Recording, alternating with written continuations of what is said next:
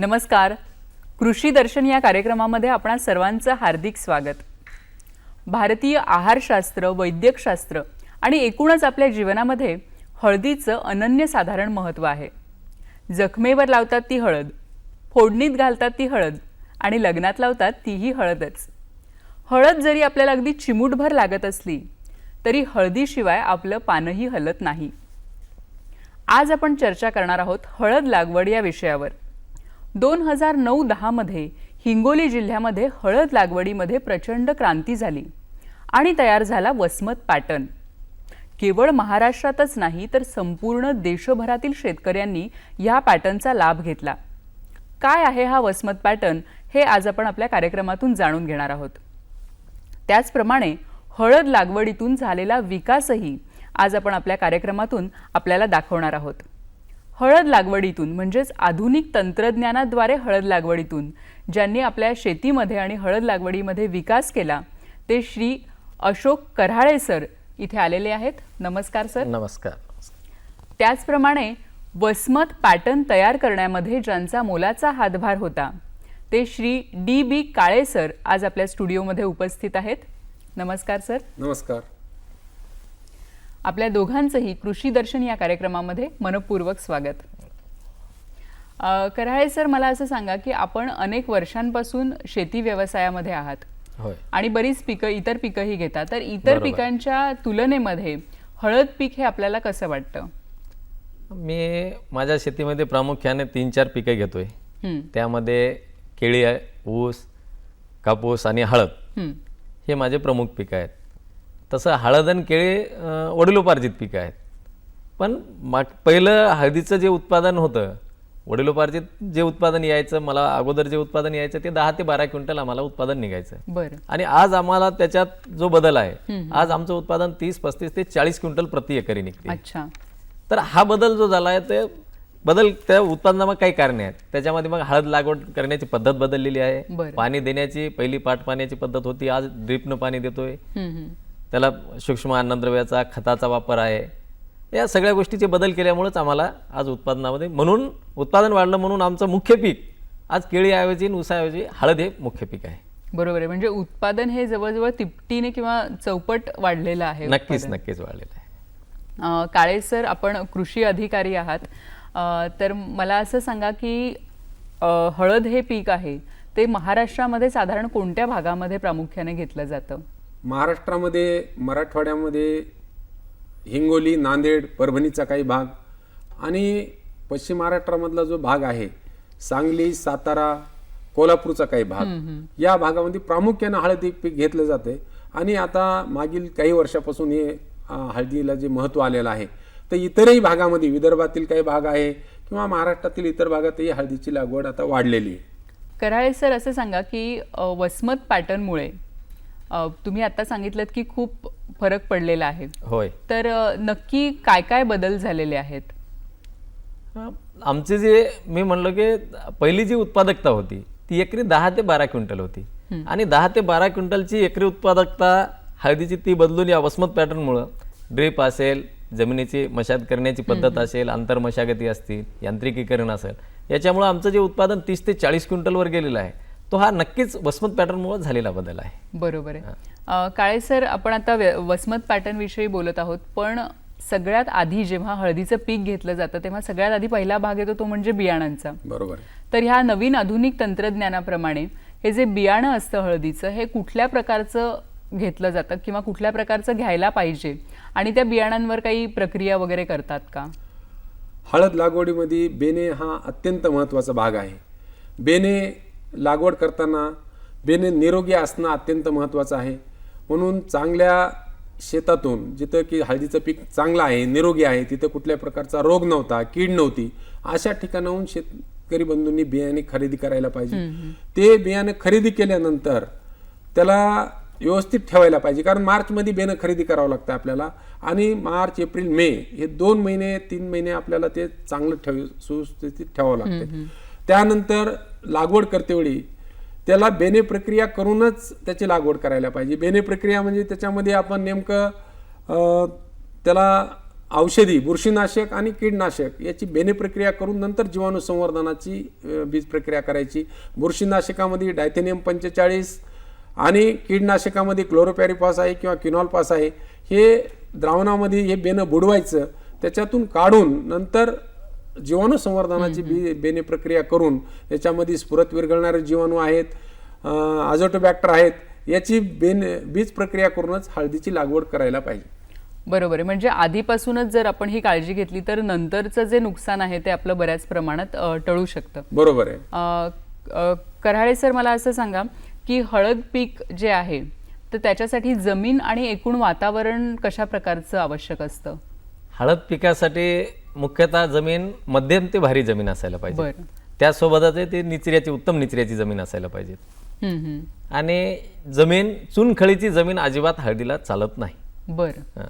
आणि त्याच्यासाठी हवामान जे आहे, हवामान उष्ण आणि कोरडे असायला पाहिजेत. बरं. जास्त थंडीमध्ये हळद पीक येत नाही. बरं बरं बरं. आता पाण्याचा विषय आहे. पाणी रेनवॉल सीझन तसं तर पाऊस 900 ते 1000 मध्ये असायला पाहिजेत, पण प्रतिकूल परिस्थितीमध्ये सुद्धा हळद आपल्याला या नवीन पद्धतीने आणायची म्हणलं तर काही फारसं अवघड नाही. आपण 500 मिलीमीटरचा पाऊस होते तिथून ते 1500 पर्यंत हळद घेऊ शकतोय. नक्कीच. म्हणजे आता सध्या पावसाचं जे आपण बघतोय तंत्र की अतिशय अनियमित असा पाऊस आहे, तर यात देखील हळद तग धरू शकते. बिलकुल धरू शकते. काळे सर, मला असं सांगा की हळदीसाठी जे वाफे तयार केले जातात तर त्या वाफे तयार करताना काही विशेष काळजी घ्यायची असते का? आता हळद लागवड जी आपण गादी वाफ्यावर करतो, गादी वाफे तयार करताना अत्यंत महत्त्वाचं आहे की आपण 4.5 ते 5 फुटाचं 2 गादी वाफ्यामधलं अंतर ठेवायला पाहिजे. त्याचबरोबर गादी वाफ्याची जी उंची आहे साधारण 1 ते 1.5 फुटाची उंचीचे गादी वाफे तयार करणं महत्त्वाचं आहे. म्हणून ह्या दोन गोष्टी, जर गादी वाफ्यातलं अंतर वाढलं तर रोपाची संख्या कमी होते आणि उत्पन्नावर परिणाम होतो. म्हणून 2 गादी वाफ्यातलं अंतर आणि उंची ही आपल्याला जी केलेली आहे, आम्हाला अनुभवाने असं आढळलंय की 2 गादी वाफ्यातलं अंतर हे 4.5 ते 5 फूट आणि गादी वाफ्याची उंची साधारण 1 ते 1.5 फूट उंचीचा गादी वाफा ठेवणं अत्यंत आवश्यक आहे. बरोबर आहे. आणि ह्याचबरोबर खत व्यवस्थापनाबद्दल काय सांगाल? म्हणजे कोणती खतं वापरावीत आणि किती प्रमाणात वापरावीत? आता हळद लागवडीसाठी खत व्यवस्थापन अत्यंत महत्त्वाचं आहे. पारंपरिक पद्धतीनं ज्यावेळेस हळद लागवड करीत होते, शेतकरी खत व्यवस्थापनाला महत्त्व देत नव्हते आणि उत्पादन कमी होत होतं. तर हळद लागवडीमध्ये खत व्यवस्थापन करताना लावतेवेळी खत देणं अत्यंत महत्त्वाचं आहे. आणि त्याच्याचबरोबर जे जमिनीमध्ये सूक्ष्म अन्नद्रव्याची कमतरता आहे, जस्ता असेल, त्याच्यानंतर फेरस असेल, हे सूक्ष्म अन्नद्रव्य जे आहेत त्याची कमतरता बऱ्याचशा जमिनीमध्ये असते. तर हे सूक्ष्म अन्नद्रव्ये आणि नत्र स्फुरत पालाश, नत्राचं हळदीसाठी सुधारित पद्धतीने करताना 200 किलो नत्र, 100 किलो स्फुरत, 100 किलो पालाश प्रति हेक्टरी देणं अत्यंत आवश्यक आहे. याच्यातला 50% नत्र आपल्याला लावतेवेळी आणि 100% स्फुरत पालाश लावतेवेळी द्यायचं आहे. आणि खत देतेवेळी 2 ओळीतलं अंतर जे आहे हे 30 सेंटीमीटर त्या गादी वाफ्यावर ठेवून त्याची आपल्याला पेरून खत द्यायचं आहे. खत फेकून द्यायचा नाही किंवा शिंपून द्यायचा नाही, ही अत्यंत महत्वाचं आहे. आणि प्रति गादी वाफ्याला समान खत येईल सारखा, हे सुद्धा आपण कटाक्षाने पाहायचे. सरांनी आता जे आपल्याला सांगितले बदल, म्हणजे बियाणांपासून म्हणा किंवा गादी वाफ्यामध्ये आणि खत, तर हे सगळे बदल तुम्ही प्रत्यक्षात तुमच्या शेतामध्ये करता का? नक्कीच करतोय.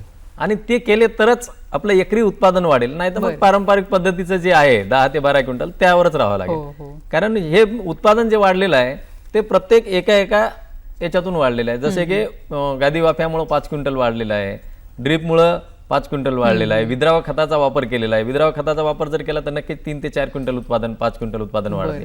ह्या सगळ्या गोष्टी जर केल्या तर आपण 40 क्विंटल पर्यंत जाऊ शकतो आणि तिथपर्यंत आम्ही जातोय. बरोबर आहे. म्हणजे सगळ्या गोष्टी महत्त्वाच्या आहेत, त्यातली फक्त 1 किंवा 2 गोष्ट करून चालणार नाही. पूर्ण जो पॅटर्न आहे तो आपल्याला व्यवस्थित पाळला पाहिजे. नक्कीच पूर्ण पॅटर्न राबवावा लागेल.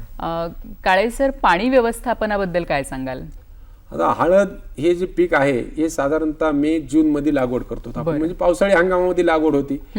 आणि याला जे पाणी देण्यासाठी जी पारंपरिक पद्धतीमध्ये जी पाटपाणी देत होते, पाटपाणी देण्यामुळे काय होत होतं की जमीन घट्ट होत होती. आणि हे जमिनीत वाढणारे पीक असल्यामुळे याला जमीन भुसभुशीत असणं अत्यंत महत्वाचं आहे. तर त्या दृष्टीनं आपण गादी वाफ्यावर ठिबकचा वापर केला. ठिबकनं ज्या वेळेस पिकाला पाण्याची गरज आहे, गरजे एवढंच पाणी आपण ठिबकनं देऊ शकतो. त्या पद्धतीने ठिबक सिंचनाचा वापर केलाय. हळद या पिकाला एकूण जर पाणी जर पाहिलं तर 150 ते 160 हेक्टर सेंटीमीटर पाणी लागतंय. परंतु बराचसा कालावधी याचा 3 ते 4 महिने पावसामध्ये असल्यामुळं पावसाच्या पाण्यावर याची वाढ होती. गरज पडली पावसामध्ये, 2 पावसामध्ये जर अंतर वाढलं तर मग आपण ठिबकच्या साह्यानं याला गरजे पाहिजे त्यावेळेस पाणी द्यायचे आणि नंतरचे 2-3 महिने व्यवस्थित जेवढं पाणी पिकाला आवश्यक आहे त्या पद्धतीनं पाणी द्यायचे. ठिबक सिंचनाचा वापर अत्यंत याच्यामध्ये महत्वाचा आवश्यक आहे. बरोबर आहे. आणि कीड व्यवस्थापनाबद्दल काय सांगाल? हळद हे पीक मुख्यतः काटक आहे. याच्या फक्त जे 2 किडी येतात, एक आहे कंदमाशी आणि दुसरी आहे पाने खाणारी आळी. बरं. तर ह्या 2 किडीचं नियंत्रण करण्यासाठी एक तर सुरुवातीला आपण बेणे प्रक्रिया केली. कंदमाशीचे जे काय कोश वगैरे असतील तर ते बेण्यामधले ते नष्ट केले जातात. त्यानंतर दुसरं जे महत्वाची कीड आहे, आजूबाजूला सोयाबीन सारखं पीक असतंय किंवा इतर पिकं असतात त्या पिकावर जी किडी येतात आळ्या, त्याचेच पतंग, काही पतंग या हळदीवर अंडे घालतात आणि ते येऊन सुरुवातीला पाणी खातात. मग अशा वेळेस एक साधं औषध आपलं क्विनॉल्फॉस असेल, क्लोरोपॅरिफॉस असेल, हे 10 लिटर पाण्यामध्ये 20 मिली मिसळून आणि हळदीला कुठलंही बुरशीनाशक आणि कीडनाशक फवारताना स्टिकर टाकणं अत्यंत महत्वाचं आहे. कारण हळदीचे पानं तेलकट असतात, मेनकट असतात. जर आपण फवारणी करतेवेळी याच्यामध्ये जर हे नाही टाकलं स्टिकर तर ते पानावर चिटकून राहत नाही औषध. म्हणून अशा या 2 किडीचं आणि रोगामध्ये हळदीवर प्रामुख्यानं लहान ठिपक्याचा करपा आणि मोठ्या ठिपक्याचा करपा असं 2 प्रकारचे करपा येतात. आणि याच्यासाठी साधा एक औषधी बुरशीनाशक जे आहे डायथेनियम 45, हे 10 लिटर पाण्यामध्ये 20 ग्राम मिसळायचं आणि त्याची फवारणी करायची. आलटून पालटून डायथेनियम 45, त्याच्यानंतर कार्बनडायझियम किंवा दोन्हीचं कॉम्बिनेशन असणारे बुरशीनाशक जर आपण 2-3 स्प्रे जर गरजेप्रमाणे, हवामान जर अनुकूल असेल बुरशीजन्य रोगाला त्यावेळेसच याची गरज आहे. साधारणतः 2 ते 3 फवारण्या जर आपण याच्या केल्या बुरशीनाशकाच्या तर या दोन्ही रोगाचं नियंत्रण आपण करू शकतो. नक्कीच. कराळे सर, मला असं सांगा की हळद पिकामध्ये मजुरांची खूप आवश्यकता असते. होय. आणि मग मजुरांमध्ये होतं काय की एकतर खर्चही वाढतो आणि दुसरं म्हणजे हल्ली मजूर मिळणं ही देखील एक अवघड बाब झालेली आहे. तर हे सगळं तुम्ही कसं, ह्याचं व्यवस्थापन कसं करता? एक मन आहे की हळद घ्यायची असेल तर त्या शेतकऱ्याला हळदी पिळून काढते म्हणतात. बरं. पण त्याच्यासोबत दुसरीही म्हण आहे की हळद जशी लग्नात पिवळी करते तसं अर्थकारणातून सुद्धा शेतकऱ्याला पिवळी करीत असते. अरे वा. म्हणून हळदीला सोडून चालत नाही. बर. आणि मग त्याच्यामध्ये मजुराचा खर्च जास्त होतोय तर मजुराचा खर्च कमी करण्यासाठी आम्ही शेतीमध्ये यांत्रिकीकरणाचा वापर केला. लागवडीला पहिले बैलावर सरी मारावं लागे. आज ती सरी आम्ही बेड तयार करतोय, ट्रॅक्टरनं तयार करतोय. ट्रॅक्टर चालित असल्यामुळे निश्चितच खर्च कमी झालाय. हळदीला 2 ते 3 महिन्याच्या नंतर माती लावावं लागते, मातीचा भर द्यावा लागतो. आणि मातीचा भर देण्यासाठी पहिले मजुराला एकरी आम्हाला 3000 रुपये द्यावे लागायचे. आज ती पद्धत आम्ही त्याला एक मातीचं काळेसाहेबाच्या माध्यमातून आम्ही एक तसं अवजार तयार केलं आणि ते बैलावर अवजार चालून आज माती लावतोय आम्ही. त्याच्यामुळे आमचा खूप खर्च कमी झालाय. याच्यानंतरची काढणी आहे, काढणीला पहिले खोदून काढावं लागेल. आज ते ट्रॅक्टर चालित एक यंत्र आलेलं आहे, हळद काढणी यंत्र. त्याच्यामुळे खर्च कमी झालाय. हळद काढणीच्या नंतर हळदीची प्रमुख प्रक्रिया आहे ती म्हणजे हळद शिजवणे आणि त्याच्यामध्ये मजुराचा खूप खर्च येतोय. त्याच्यासाठी आता नवीन आम्ही सांगलीहून पहिले तिकून आणायचे, आज आम्ही खरेदी केलेली आहेत गटामार्फत.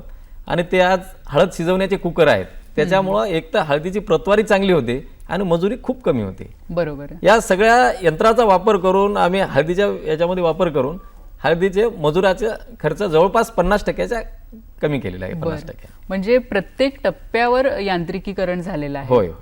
काळे सर, आता सरांनी सांगितलं की प्रत्येक टप्प्यावर जे यांत्रिकीकरण झालेलं आहे तर त्याचा साधारण खर्च किती येतो शेतकऱ्यांना?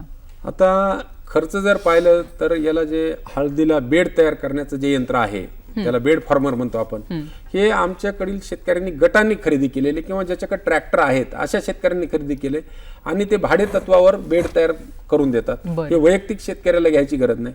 आणि बेडला जे माती लावायचं, हळदीला माती लावायचं जे यंत्र आहे हे 1100-1200 रुपयाला मिळते. लोकलमध्ये तयार केलेलं आहे आम्ही.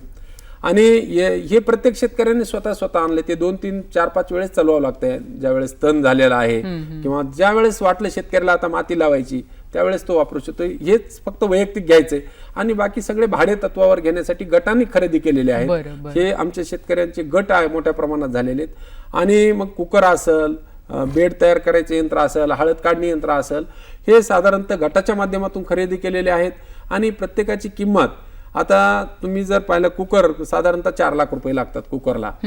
म्हणून हे एकतर मोठा शेतकरी किंवा शेतकऱ्यांचा गट यांनी खरेदी केलेला आहे. त्याच्यानंतर हळद काढणी यंत्र साधारण 55,000 रुपये लागतात, हे शेतकऱ्यांच्या गटाने खरेदी केलेलं आहे. आणि बेड फॉर्मर सुद्धा 30-35 हजारामध्ये मिळतंय, ते सुद्धा ट्रॅक्टरवाल्या शेतकऱ्यांनी खरेदी केलेले आहेत. बरोबर आहे. म्हणजे प्रत्येक शेतकऱ्याला हे विकत घेण्याची गरज नाही, उपलब्धता करून दिली आम्ही. प्रत्येक भागामध्ये त्याची उपलब्धता करून दिली. म्हणजे दुसऱ्या गावात जायची गरज नाही, गावामध्ये 2-3 शेतकऱ्याकडे हे उपलब्ध आहेत अवजार. बरोबर आहे. कराळे सर, तुमचा या बाबतीत काय अनुभव आहे? तुमच्या गावात गट आहेत असे शेतकऱ्यांचे? होय, आम्ही काळे साहेबाच्या माध्यमातून माझ्या गावामध्ये 15 शेती गट आहेत आणि तालुक्यामध्ये जवळपास 400 शेती गट आहेत आमचे. अच्छा. तर त्या गटामार्फत माझा एक शेतकरी गट आहे, माझ्या गटामध्ये 20 सदस्य आहेत. बरं. आणि त्याचा मी एक प्रमुख आहे. तर माझ्या गटामार्फत मी ह्या सर्व सुविधा उपलब्ध केलेल्या आहेत. आमच्याकडे हळद शिजवायचा कुकर आहे, बेड मेकर आहे, आणि हे या सर्व यांत्रिकीकरणाचा गटातल्या शेतकऱ्याला आणि गटाच्या व्यतिरिक्त बाकीच्या शेतकऱ्याला सुद्धा आम्ही त्याचा फायदा होतो शेतकऱ्याला. बरोबर आहे. म्हणजे सगळ्यांनाच मोठ्या प्रमाणावर फायदा होतो या गोष्टींचा. काळे सर, मला असं सांगा की आपण वसमत पॅटर्न बद्दल मगासपासून बोलतोय, तर नक्की हा वसमत पॅटर्न म्हणजे काय आहे आणि तो कसा तयार झाला? म्हणजे तुम्हाला आणखी कोणाकोणाचं यामध्ये सहकार्य लाभलं? आता हळद लागवड ही आमच्या हिंगोली जिल्ह्यामधलं पारंपरिक पीक आहे. पण पारंपरिक पीक असूनही याचं उत्पादन पाहिजे तेवढं मिळत नव्हतं. मध्यंतरी 9-10 मध्ये या पिकाला विक्रमी भाव मिळाला, म्हणजे सोन्यापेक्षाही जास्त भाव वाढला होता. 20,000 रुपये क्विंटल पर्यंत आमचा हळदीचा भाव 1 वर्ष गेला. आणि सर्वांचं लक्ष या हळदीकडे गेलं. आणि तीच संधी साधून आम्ही तंत्रज्ञान कसा प्रचार आणि प्रसार होईल या दृष्टीनं मराठवाडा कृषी, आमचं वसंतराव नाईक मराठवाडा कृषी विद्यापीठ, त्याच्यानंतर हळद संशोधन केंद्र सांगली कसबे डिग्रसला आहे, तेथील शास्त्रज्ञ आणि अनुभवी शेतकरी आणि कृषी विभागाचे आमचे वरिष्ठ अधिकारी यांच्या मार्गदर्शनातून एक वसमत पॅटर्न तयार करण्यासाठी आम्ही एक हळदीचा पीक परिसंवाद घेतला मोठा. आणि या परिसंवादामध्ये नेमका हळद उत्पादन वाढीसाठी काय करायचे ते ठरवून घेतलं आणि त्याचा प्रचार आणि प्रसार मोठ्या प्रमाणावर केला. तर मग या वसमत पॅटर्नमध्ये आम्ही काय केलं की शेतकऱ्यांना, वैयक्तिक शेतकऱ्यांना आम्ही प्रत्येकाला सांगू शकणार नाही, म्हणून शेतकऱ्यांनी गट पद्धतीने लागवड करायची. म्हणजे ब्लॉक अप्रोच आम्ही ठेवला त्याच्यामध्ये. त्याच्यानंतर गादी वाफ्यावर लागवड, शक्य तितकं गादी वाफ्यावर जास्तीत जास्त शेतकऱ्यांनी लागवड करावी, म्हणून तिथं आम्ही अडॉप्शन ऑफ रेज्ड बेड म्हणून घेतलं. त्याच्यामध्ये दुसरं जे आहे त्याच्यामध्ये सेव्हिंग ऑफ वॉटर, पाणी जे पारंपरिक पद्धतीनं पाणी देत होते पाटपाण्यानं, गरजेपेक्षा जास्त पाणी दिलं. पाणी हे अमूल्य आहे, म्हणून मनी सेव्हिंग जसं म्हणतो आपण, तसं पाणी वॉटर सेव्हिंग म्हणजे दुसऱ्या एरिया खाली पिकाला पाणी देता येते. त्या दृष्टीनं आम्ही पाण्याचं बचत करण्यासाठी आणि पिकाला पाहिजे तेवढं पाणी जास्त दिलंही पिकाचं उत्पादन वाढत नाही, उलट कमी होतं. म्हणून गरजे एवढं पाणी देण्यासाठी आम्ही ठिबक सिंचनाचा वापर केला. आणि ठिबक सिंचन म्हणून ठिबक सिंचनाबरोबर कोलॅबरेशन करून त्यांना प्रात्यक्षिकं दाखवून हे ठिबक सिंचन त्याच्यामध्ये हे केलं. त्याच्यानंतर दुसरा जे आम्ही हे केलं की यांत्रिकीकरण, हळदीमध्ये फार मोठ्या प्रमाणावर मनुष्यबळ लागतंय आणि हळद हे आमचं पारंपरिक पीक आहे. त्या गावामध्ये एकदम हळदीची लागवड एकाच हंगामामध्ये असते, काढणी एकाच हंगामामध्ये, म्हणून यांत्रिकीकरणाचे जे टप्पे आहेत प्रत्येक टप्प्यावर आम्ही यांत्रिकीकरण तयार केलं. बेड तयार करण्याचं यंत्र आणलं, बेडला माती लावायचं यंत्र आणलं, त्याच्यानंतर हळद काढणी यंत्र आणलं, हळद शिजवणं आणि हळदीला पॉलिश करण्याचं सुद्धा मोठ्या प्रमाणावर यंत्री आम्ही स्थानिक लेवलला विकसित केले. आणि याचा असा फायदा झाला, प्रत्येक लेवलला 20%, 25%, 30% लेबर मनुष्य बचत झाली आणि एक वेळेची बचत झाली. महत्वाची म्हणजे जी की हळद काढणीचा आमचा हळद शिजवायचं म्हणजे उसाच्या गुराळासारखं असायचं. एक महिना काही मोठ्या शेतकऱ्यांच्या हळद शिजवायला लागायच्या. या कुकरमुळं काय झालं की 2 दिवसामध्ये 3 दिवसामध्ये कितीही मोठा शेतकरी असेल तरी हळद शिजवणं होऊ लागलं. आणि जे हळद शिजवण्यासाठी जे फ्युएल लागतंय हे सुद्धा बचत झाली याच्यामुळे आमची. म्हणजे दोन्ही बायोमासही वाचलं, हळदीची गुणवत्ताही वाढली, चांगल्या एक समप्रमाणात हळद शिजवल्या गेली, म्हणून मेकॅनायझेशन वर दिला. दुसरं एक आम्ही हे होतं की याच्यामध्ये application of micronutrient and balanced fertilizer. कारण खतं द्यायचे म्हणजे फक्त कोणतं त्याची जमिनीची तपासणी करून घेतली, ज्या जमिनीमध्ये जे खत कमी आहे, ज्याचं सूक्ष्म अन्नद्रव्याचा वापर कमी आहे, त्या शेतकऱ्यांना सांगून त्या सूक्ष्म अन्नद्रव्याचा वापर वाढवला आणि गरजेप्रमाणे जे शिफारस केल्या मात्रा आहेत याचं खत व्यवस्थापन केलं. त्याच्यानंतर शेतकऱ्याला प्रशिक्षण कृषी दिंडीच्या माध्यमातून असून, वेगवेगळ्या हळद परिसंवादाच्या माध्यमातून असून, शेतकरी प्रशिक्षण वर्गाच्या माध्यमातून आम्ही यांना मोठ्या प्रमाणात शेतकऱ्यांना प्रशिक्षण दिलं. शेतकऱ्याच्या शेतावर बेड कसे पाडायचे, लागवड कशी करायची, बीज प्रक्रिया कशी करायची, ही आम्ही शेतकऱ्यांच्या शेतावर गावोगाव जाऊन गटाचे प्रमुख शेतकरी बोलवायचे, त्यांना मार्गदर्शन केलं, करून घेतलं त्यांच्याकडून आणि याप्रमाणे त्याचं हे केलं. आणि एकंदरीत आमचं ज्याचं मेन टार्गेट होतं की आमची क्वालिटी आणि क्वांटिटी वाढली पाहिजे. हाय क्वालिटी आमची आली म्हणजे उच्च गुणवत्तेचं हळद. मागील आता आमच्या मार्केटमध्ये जरी गेलं तर पूर्वी 10-5 वर्षापूर्वीची हळद आणि आताच्या हळदीमध्ये आमच्या गुणवत्तेमध्ये खूप फरक पडलेला आहे, असे व्यापारी मंडळी सुद्धा आम्हाला सांगते. सर, अगदी जाता जाता थोडक्यात आमच्या सर्व शेतकऱ्यांना तुम्ही काय सांगाल की ज्यांना नव्याने हळद पीक घ्यायचं आहे त्यांच्यासाठी काय सांगाल? कमी पाण्यामध्ये ज्याच्याकडे आपलं क्षेत्र वाढवण्यापेक्षा आपल्याकडे दिवसेंदिवस आज पाण्याला खूप महत्त्व आहे, तर आपल्याला कमी क्षेत्रामध्ये हळद लागवड करून जास्तीत जास्त उत्पादन कसं घेता येईल हे जर आपण दृष्टिकोन समोर ठेवला तर नक्कीच हळदीमध्ये कुठलीही अडचण येणार नाही आणि हळद प्रत्येक शेतकऱ्याला येईल असं मी निश्चित सांगू शकतो. नक्कीच सर. कराळे सर आणि काळे सर, आपण दोघेही इथे आलेत आणि आमच्या सर्व दृष्टिकोन समोर ठेवला तर नक्कीच हळदीमध्ये कुठलीही अडचण येणार नाही आणि हळद प्रत्येक शेतकऱ्याला येईल असं मी निश्चित सांगू शकतो. कराळे सर आणि काळे सर, आपण दोघेही इथे आलेत आणि आमच्या सर्व दर्शकांना अतिशय मोलाचं असं मार्गदर्शन केलं.